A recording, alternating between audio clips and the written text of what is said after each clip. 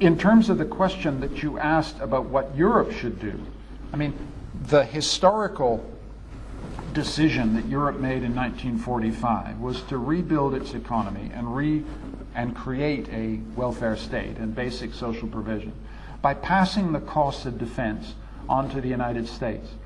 That historic choice made in the 40s and 50s has gone on, and basically with the limited exception of a country like Britain, you've traded away a lot of military capability. And it means that, unfortunately, if you're a human rights defender and you want something done to stop massacre around the world, you have to go to the Pentagon, because nobody else is serious. I feel this very strongly as a Canadian. We've traded for 40 years on an entirely bogus reputation as peacekeepers. We used to be peacekeepers. We used to have capabilities. We gave them away because people wanted hospitals and schools and roads, and God bless them. But the costs are coming in. The costs are that you can't be an international citizen, in my judgment, unless you have robust military capabilities. You can't defend human rights unless you have robust peacekeeping capabilities that you're prepared to spend money on. I am not saying that the only way to defend and promote human rights is the point of a gun. I'm emphatically not saying that. But at some point, you may have to. Ask yourself what the poor, starving, and abused people of Darfur need. They need security as much as they need food. And how do you provide security? You provide it with people with guns. That's how the world works. And European countries, Canada, lots of countries, have traded away.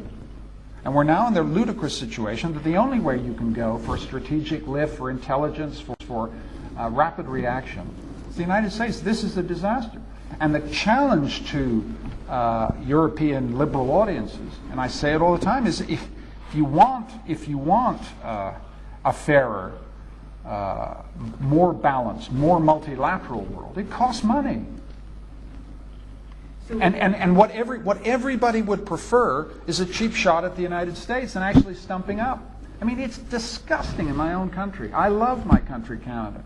But they would rather bitch about their rich neighbor to the south than actually pay the note. To pay the bill to be an international citizen is not something that they want to do. What they want to do is the cheap option, which is to complain about the Americans. And I complain about the Americans as much as anybody. I do not want to live in a world where every time someone's massacred, the only person I can go to is a Pentagon general. That's my idea of a bad world, right? But the alternative, a good world, is a world where you can go to the Irish and say, we need, 2,500 troops. We need them there tomorrow. People are being massacred and chopped into little bits.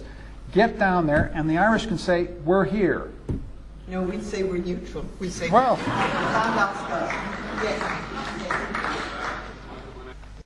we didn't get it done, and we have to get it done, and we have to understand. This is unfair. And we didn't get it done. This is unfair. You don't know what you speak about. You don't know what you speak about. Do you think it's easy to make priorities? Mr.